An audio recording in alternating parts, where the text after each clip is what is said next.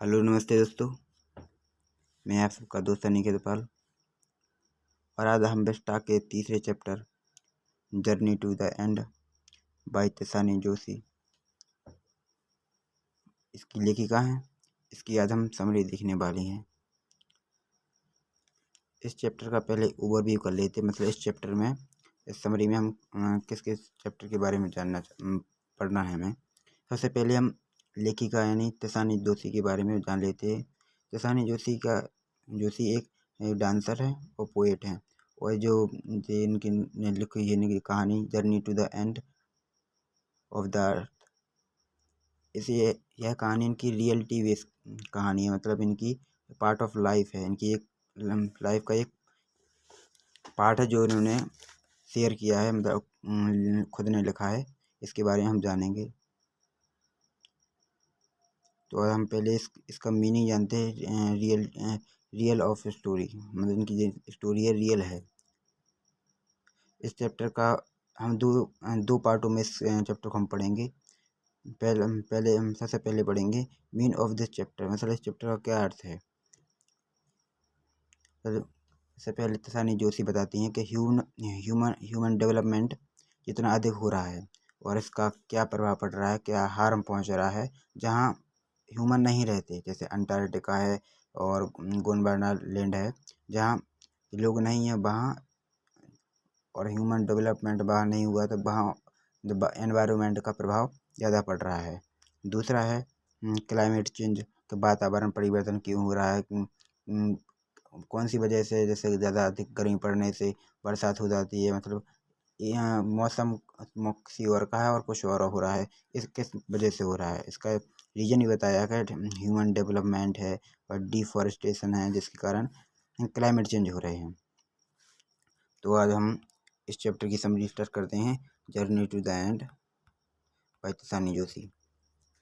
इस चैप्टर में सॉरी इस समरी में तसानी जोशी हाई स्कूल के जो बच्चे हैं उनको अंटार्कटिका ले जाना चाहती हैं और उन्हें अंटार्कटिका में का जो एनवायरनमेंट है वो दिखाना चाहती हैं।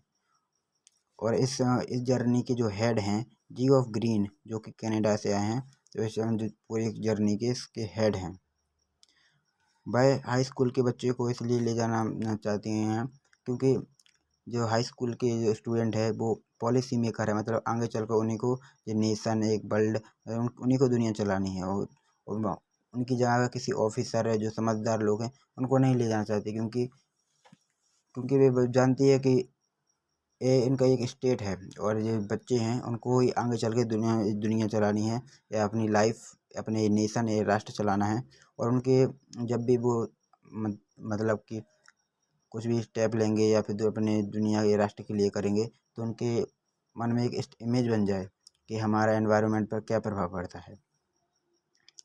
तो जैसे ही उन्हें एक शिप के द्वारा अंटार्कटिका ले जाया जाता है, उस शिप का नाम होता है अकादमिक सोकास्किया, उस शिप का नाम होता है जिसके हेड जीएस ग्रीन होते हैं। इनकी जर्नी इतनी आसान नहीं होती, जैसे जो लेखिका हैं और इनके जो हेड हैं वो कम से कम 100 आवर की 100 घंटे की यात्रा करके अंटार्कटिका पहुंचते हैं। इनकी जो यात्रा है, जो कार, शिप और एयरप्लेन है, इनसे हमसे दो और भी अदर चीज़ें हैं जिनसे इनकी यात्रा होती है। उससे पहले आपको एक चीज़ बता दें, जो दुनिया का नक्शा था, मतलब जो पूरा पहले एक जैसा था, जब तक मतलब ह्यूमन आए नहीं इंडिया में या दुनिया में ह्यूमन आए नहीं थे। जो वर्ल्ड का मैप था वो लगभग एक समान था जब ह्यूमन यहाँ दुनिया पे आए नहीं थे। और जैसे जैसे ह्यूमन केम जैसे आ गए, और धीरे धीरे जो पार्ट हैं अलग होने लगे, और लुइसा और क्या कहते हैं इंडिया देश और बाकी सब देश से डिफरेंट अलग हुए, और इंडिया में गोंडवाना लैंड और ये लुइसा हैं अलग अलग हुए, लोरेनिया सॉरी। और यहाँ बताते हैं तसानी दोषी बताती है burning of the fossil fuel. और जो शहर में बड़े बड़े फॉसिल फ्यूल होते हैं जिनसे ह्यूमन इम्पैक्ट और क्या कहते हैं एनवायरनमेंट पर ज़्यादा प्रभाव पड़ रहा है। जो डेवलपमेंट सिटी है जो उनमें फॉसिल फ्यूल से जो धुआं निकलता है और आगे जाकर वो जहाँ ह्यूमन नहीं रहते वहाँ ज़्यादा इसका इम्पैक्ट पड़ता है। अंटार्कटिका काफ़ी कोल्डेस्ट को बहुत ज़्यादा ठंडी स्थान है और वहाँ पर किसानी दोषी बताती हैं कि वहाँ पर भी मतलब वार्म होना शुरू हो गया है। तो इस पर हमारे वो जो एनवायरनमेंट है इस पर काफ़ी बड़ा प्रभाव पड़ रहा है। और इसका मतलब चैप्टर का नाम है journey to the end of the earth. Of the end का मतलब है जैसे हमारी जो किसानी दोषी यहाँ बता रही हैं कि ह्यूमन इम्पैक्ट पड़ रहा है, इससे हमारे एनवायरनमेंट जो गोंडवाना लैंड और अंटार्कटिका जो कि काफ़ी ठंडी क्षेत्र है वहाँ भी मतलब ग्लेशियर हैं जो पिघलने लगे हैं। उससे हमारे एनवायरनमेंट तेज़ी से नीचे जा रहा है। उससे मतलब कि एंड ऑफ मतलब हमारी जो दुनिया है लाइफ है जो धीरे धीरे ख़त्म होने वाली है, एंड होने वाली है। एंड का मीन्स यहाँ बताया गया है।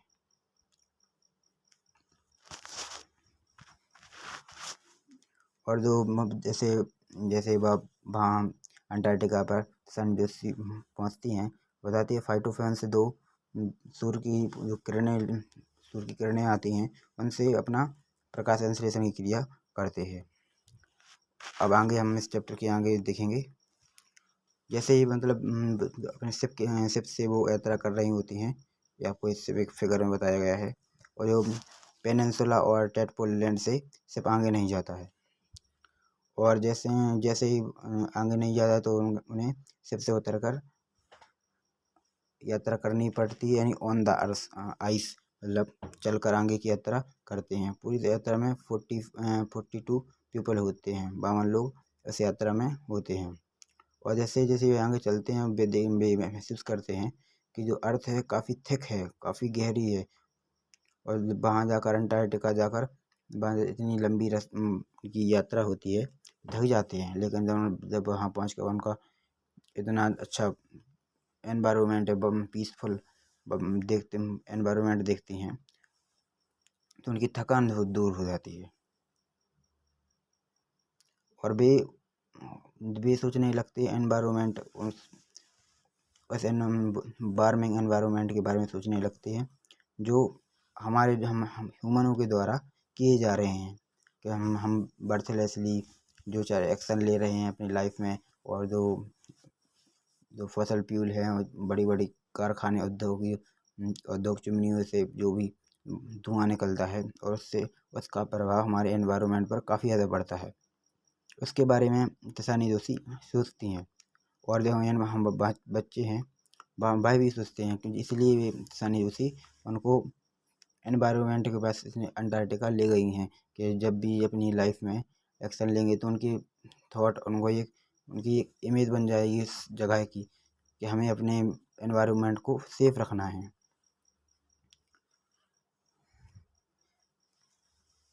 इस चैप्टर में गोंडवाना लैंड और इनके बारे में काफ़ी ज़्यादा तसानी दोषी के द्वारा बताया गया है। इस चैप्टर में शायद इतना ही था कि एनवायरनमेंट का काफ़ी महत्व बताया गया है। जर्नी टू द एंड इस तरह आज की हमारी जो चैप्टर की समरी है वो ख़त्म होती है। आगे हम एक चैप्टर आपका लास्ट में बताया है वो भी हमने बता दिया। और आपको ने जो पुराने लेक्चर नहीं देखे हों और पुरानी समरी देखी हो तो आप हमारे चैनल पर जाकर देख सकते हैं। तब तक के लिए धन्यवाद। Thank you.